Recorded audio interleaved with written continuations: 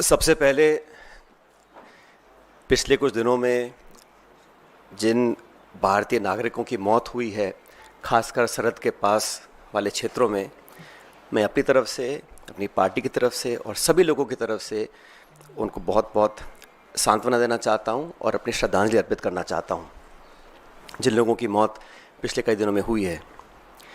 दूसरा, मैं भारतीय सेना, भारतीय वायुसेना, थल सेना, हमारे सैनिकों का, हमारी फ़ौज का जो पराक्रम और शौर्य है, मैं उसको सलाम करना चाहता हूं। और भारतीय सेना ने एक बार दोबारा दिखाया है कि वो दुनिया की सर्वोच्चतम सेनाओं में से एक है। A professional armed forces that is second to none. The valour, the bravery and the professionalism of the Indian Armed Forces is unprecedented and second to none.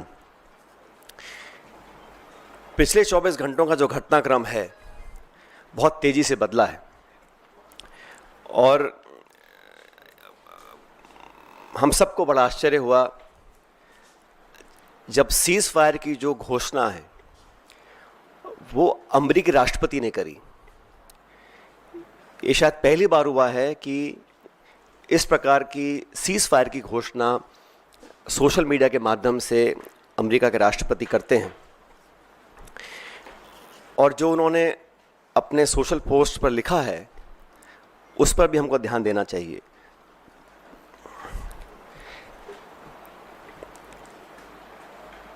Bharat और पाकिस्तान के बीच जो मसला है उसका अंतर्राष्ट्रीयकरण करने का जो एक ये नया कदम हम लोगों ने देखा है, ये बहुत आश्चर्यजनक है।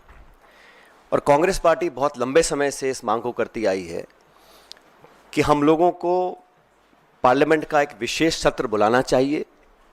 आप सबको याद होगा 1994 में कांग्रेस की सरकार में सर्वसम्मति से एक प्रस्ताव पारित किया था जहां पर पीओके को वापस लेने की सहमति संपूर्ण संसद के सभी सदस्यों ने एक स्वर में ली थी। 1994 का जो रेजोल्यूशन है, समय आ गया कि उसको हमें दोबारा दोहराना चाहिए। और इस पूरे प्रकरण में, पहलगांव के आतंकी हमले के बाद देश में शायद पहली बार अनप्रेसिडेंटेड और एक तरफा समर्थन भारत सरकार को सब पक्षों से मिला। सभी दल, सभी विचारधारा, 140 करोड़ लोग भारत सरकार के साथ खड़े रहे और हमने साफ कहा था कि पहलगाम में जो आक्रमण हुआ है वो भारत की आत्मा पे आक्रमण है और इसका मुंहतोड़ जवाब देना अति आवश्यक है। सेना ने जो कदम उठाए उस पर हम सबको बड़ा गर्व है और जो आतंकी इलाकों पर, ठिकानों पर जो अटैक करा उसका हम सबको बहुत संतुष्टि इस बात की है कि हमारी भारत की सेना उस काम को कर पाई। लेकिन अनवेवरिंग, अनप्रेसिडेंटेड सपोर्ट जो भारत सरकार को दिया, मैं समझता हूं कि हमारी जो मांग है उसको सरकार को सुनना चाहिए और एक विशेष सत्र पार्लियामेंट का बुलाना चाहिए। काफ़ी चीज़ें उसमें डिस्कस होनी भी चाहिए और देश एकजुट है आतंकवाद के खिलाफ और पाकिस्तान के दुस्साहस के खिलाफ। ये संदेश पूरी दुनिया में जाना चाहिए।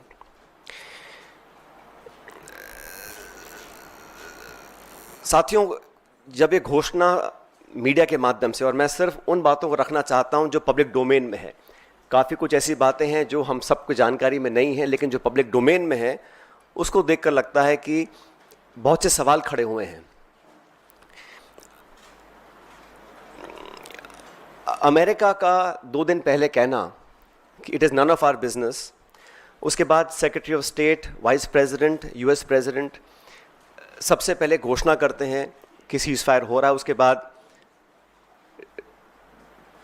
पाकिस्तान और भारत भी सीज फायर का ऐलान करते हैं। ये जो मीडिएशन है इसको क्या भारत सरकार ने एक्सेप्ट किया है और किन कंडीशंस पे इस प्रकार की घोषणा अमेरिका ने करी है, ये बहुत बड़ा सवाल है। उसमें कश्मीर का जिक्र किया गया है। सेक्रेटरी स्टेट ने बोला है कि एक न्यूट्रल साइट पर कश्मीर के मुद्दे को, और कितना गलत अमेरिका के राष्ट्रपति जी ने कहा कि हजारों साल पुराना ये मुद्दा है। वो भूल गए कि 76 साल पहले ये एक ही देश था, कोई मसला नहीं था, लेकिन उन्होंने कश्मीर के मुद्दे को उठाया। और मुझे लगता है कि ये इंडिया पाकिस्तान को हाइफनेट करने की एक दोबारा कोशिश की गई है। IMF का बेल आउट करना, पहले भी बैक चैनल डिस्कशंस होते होंगे, डिप्लोमेसी का अपना एक रोल है दुनिया के हर कोने में, लेकिन इस प्रकार वॉशिंगटन से सीज फायर की अगर घोषणा होती है तो कई सवाल खड़े करता है। भारतीय थल सेना के पूर्व जनरल्स ने भी जो बातें बोली हैं उस पर भी हमको ध्यान देना चाहिए।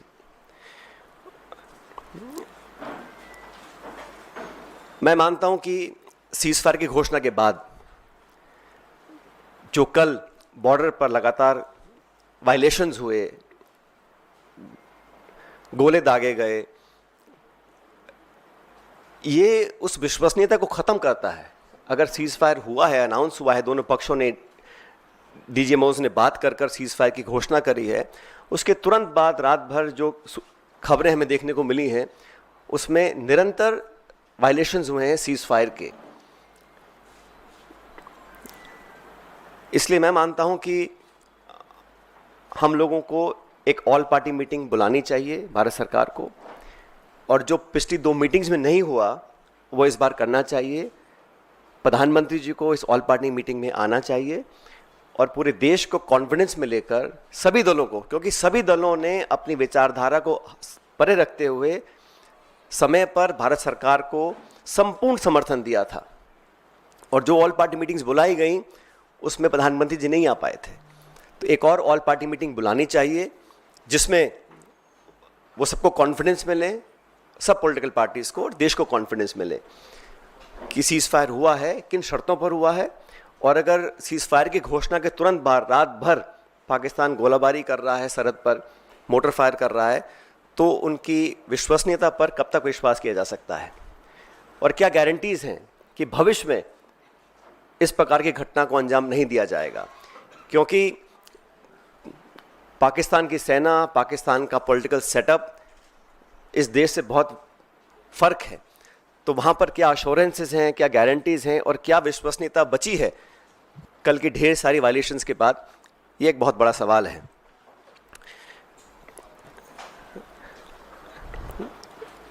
उन्नीस 1971 में भी जब युद्ध छिड़ा था तो अमेरिका ने कहा था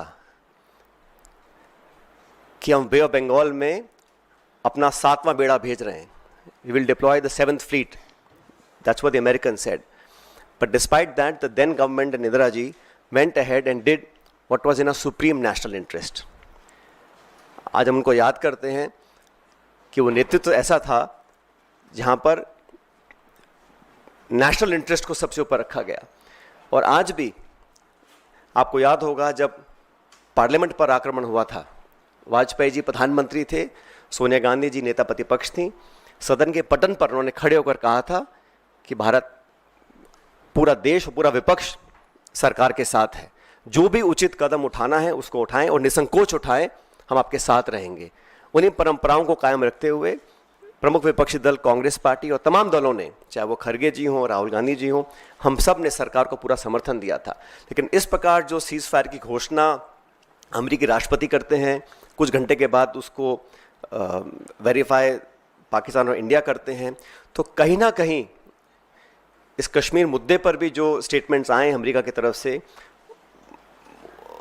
उस पर सरकार को अपना पक्ष रखना चाहिए, क्योंकि ये बायलैटरल इशू है। इसका अंतर्राष्ट्रीयकरण करने की जो कोशिश की जा रही है इस पूरे प्रकरण के माध्यम से, मैं इसको ठीक नहीं समझता हूँ।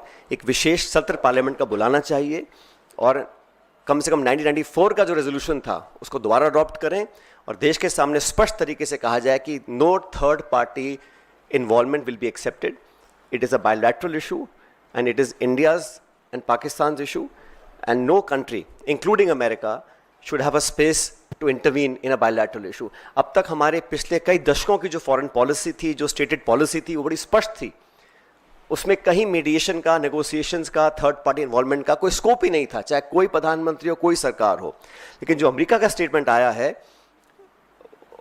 उस पर, इन सारी चीज़ों के ऊपर एक सवाल उठना लाजमी बनता है। इसलिए मैं इतना ही अपील करूंगा कि ऑल पार्टी मीटिंग सरकार को बुलानी चाहिए तुरंत प्रभाव से। और हमारे सैनिकों ने पिछले दिनों में जो कर दिखाया है, मुझे लगता है कि उस पर हम सबको बड़ा फ़ख्र है, बड़ा नाज है। और हमारी सेनाओं का जो बल, जो ताकत, जो शौर्य, जो वीरता, जो कार्यकुशलता, जो प्रिसिशन, जिस जांबाजी से उन्होंने मजा चखाने का काम किया है पाकिस्तान को, उन सब पर हमको बड़ा नाज है, बड़ा फ़ख्र है। Thank you.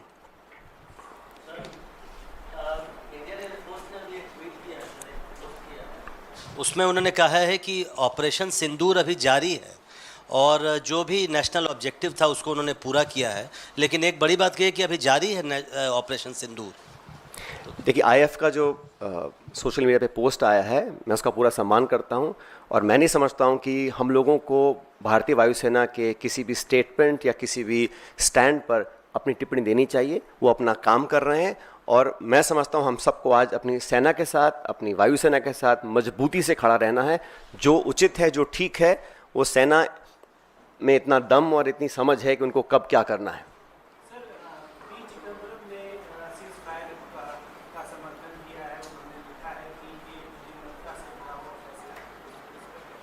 मैंने कहा ना, सीज फायर दो पक्षों का होता है, लेकिन मुझे चिंता इस बात की है कि जिस प्रकार अमेरिका ने पहल कर सबसे पहले अचानक इसकी घोषणा करी, तो क्या परिस्थितियां थीं, क्या वो मुद्दे थे जिनको लेकर अमेरिका इतनी बड़ी पहल कर सकता है बिना पाकिस्तान, हिंदुस्तान के इस बात की पुष्टिकरण करे। ये इतिहास में पहली बार हुआ है। तो what I am saying is that the fact that the US unilaterally announces a ceasefire between two countries so far away, it's unprecedented. It has never happened before, and they've tried to engulf the discussion to involve Kashmir, which again is unprecedented. To say that they will meet at a neutral site, who are they to decide what is the neutral site and who should meet? POK is part of this country. We have resolved in 1994 to take back POK. Has there been a change in that stand? What are the conditions? What are the circumstances? What are the issues on which they will be talking, and who is a third country to dictate to India where and when we should meet and how we should meet? That is a question that needs to be answered. क्योंकि opposition शुरुआत से कहता रहा है आप operation की तरह से साथ में सरकार का समर्थन और सर्वदलीय बैठक की हुई, क्या सीज फायर से पहले भी आप मानते हैं कि विश्वास में अपोजिशन को लेना चाहिए था, या अचानक, क्योंकि कल भी हम देख रहे थे दिन भर गोलाबारी होती रही, फायरिंग हो रही है, सब चीज़ें, और शाम 5 बजे से पहले ट्वीट आता है। जैसा मैंने कहा कि ऑल पार्टी मीटिंग्स में क्या डिस्कस किया, रक्षा मंत्री जी ने जो ब्रीफ किया अलग अलग दलों को, वो मीडिया में चर्चा करने का विषय नहीं है। लेकिन मैं इतना कहना चाहता हूं कि हमारी डिमांड शुरू से 22 तारीख को पहली बार ही खड़गे जी और राहुल जी ने कहा था कि हम सरकार के साथ हैं, निसंकोच होकर पाकिस्तान के दांत खट्टे करने का और सबक सिखाने का, आतंकवादी घटनाओं को जड़ से ख़त्म करने का हमको एक जो प्रण लिया है उसको पूरा करना चाहिए। और पूरा समर्थन कांग्रेस ने दिया, समूचे विपक्ष ने दिया। और मैंने बार बार कहा कि पहली बार कश्मीर में भी जिस प्रकार के जज्बात सामने आए और वहाँ पे हर मज़हब के लोग, हर धर्म के लोग चाहते थे कि ये जो आतंकवादी हमला है, ये आक्रमण है, इसका जवाब देना चाहिए। उन भावनाओं को, देश के समर्थन को, सर्वदलीय समर्थन जो सरकार को मिला, वो अनप्रेसिडेंटेड था। उसके बाद सरकार ने जो कॉन्फिडेंस में लिया, वो ऑल पार्टी मीटिंग्स में डिस्कस जो किया, वो चर्चा का विषय नहीं है। लेकिन हम चाहते हैं कि अब जो घटनाक्रम हुआ है पिछले 24 घंटे में, उसको लेकर सरकार को एक ऑल पार्टी मीटिंग बुलानी चाहिए और प्रधानमंत्री जी को वहाँ मौजूद होकर पूरे समूचे पॉलिटिकल जो हमारा पार्लियामेंट की पार्टीज़ हैं, उनको कॉन्फिडेंस में लेना चाहिए। और जो अमेरिका का इन्वॉल्वमेंट, अमेरिका की घोषणा, secretary of state, vice president, US president लगातार घोषणाएं कर रहे हैं, ये पहली बार हुआ है। और इस समझ से परे है कि ये ऐसा क्यों होने दिया गया, क्योंकि हम पर आक्रमण हुआ था। भारत ने कभी भी किसी भी देश पर बेवजह अपनी नज़रें नहीं टिकाई हैं। We have never been an aggressor. We are land of Mahatma Gandhi. We want peace everywhere, worldwide. But when people are encroaching, they don't want us to progress and be stable and peaceful, when Pakistan for last 35-40 years is instigating violence across the country, multiple occasions. How many lives have we lost? Innocent lives we have lost. We have to protect our citizens. हमारा जो action था, हमने बड़ा समझदारी से, भारतीय सेना ने सिर्फ आतंकी ठिकानों को निशाना बनाया, कोई सिविलियन कैजुअल्टी नहीं हुई, एंड शुरू में कहा गया we are not for escalation, लेकिन जो वहाँ से रिस्पॉन्स आया उसका जवाब देना था। लेकिन जो सीज फायर करने की घोषणाएं हुई हैं, वो मुझे लगता है कि उस पर सरकार को अपना स्पष्टीकरण देना चाहिए। सचिन सर,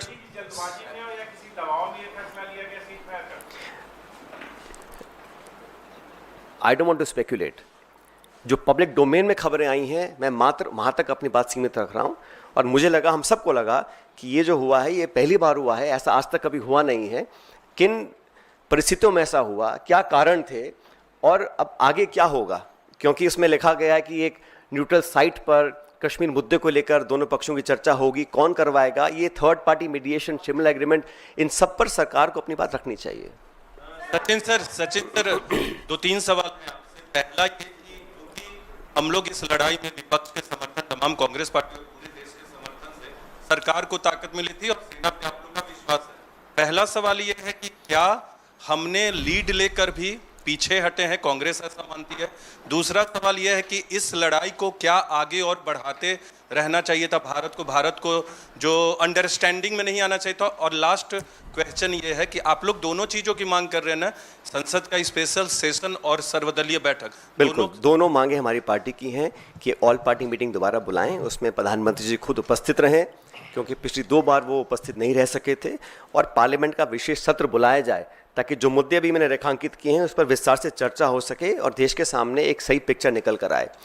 मैंने जो सवाल उठाई इसलिए उठाए क्योंकि पाकिस्तान का इतिहास रहा है।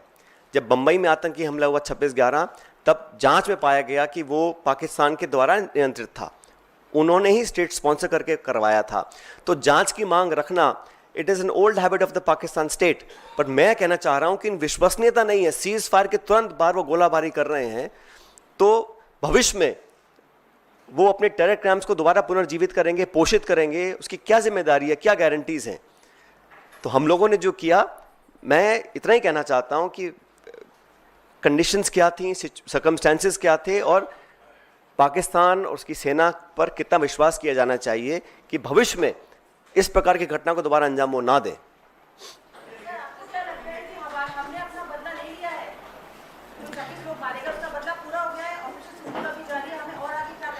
जैसा अभी आपके साथी ने कहा कि एयरफोर्स ने अभी एक स्टेटमेंट जारी किया है, तो we should wait and watch. But मैं फिर कहना चाहता हूं कि हमारी जो कार्रवाई थी वो आतंकियों के खिलाफ थी। पाकिस्तान ने पनाह दी है ओसामा बिन लादेन को, वहाँ पे उसको मारा गिराया गया था पाकिस्तान के अंदर। हाफिज सईद, मसूद अजहर, तमाम जो अंतर्राष्ट्रीय चिन्हित आतंकवादी जिन पे खरबों रुपए का इनाम है, उन लोगों को पनाह देने का काम पाकिस्तान ने बहुत लंबे समय से किया है। तो हम लोग तो चाहते हैं कि वो आतंकियों का जो इंफ्रास्ट्रक्चर है उसको पूरी तरह ध्वस्त किया जाना चाहिए। उसमें सेना को काफ़ी सफलता मिली है, लेकिन अभी क्योंकि जैसा आप साथी ने कहा कि IAF ने कहा कि ऑपरेशन जारी है, we should wait and watch.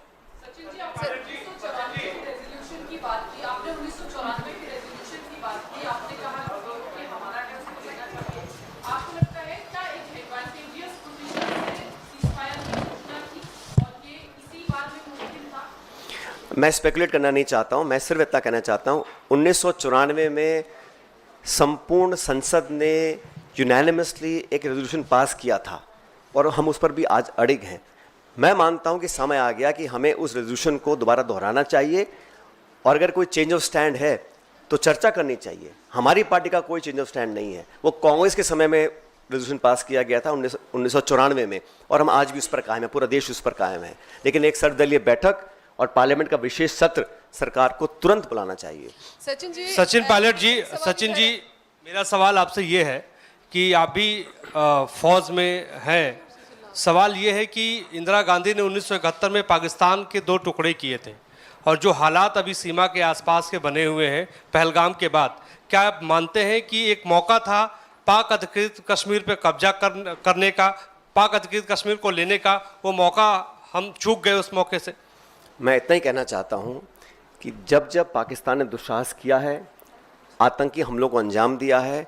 तथ्यों के साथ ये पाया गया कि Pakistan state is fully involve. तो हम लोगों को वहाँ पर जो आतंकी गतिविधियाँ करने वाली जो ताकतें हैं उनको नष्ट करना चाहिए। और 1994 का जो रेजोल्यूशन है पार्लियामेंट का, वो आज भी कायम है। मैं इतना कहना चाहता हूँ।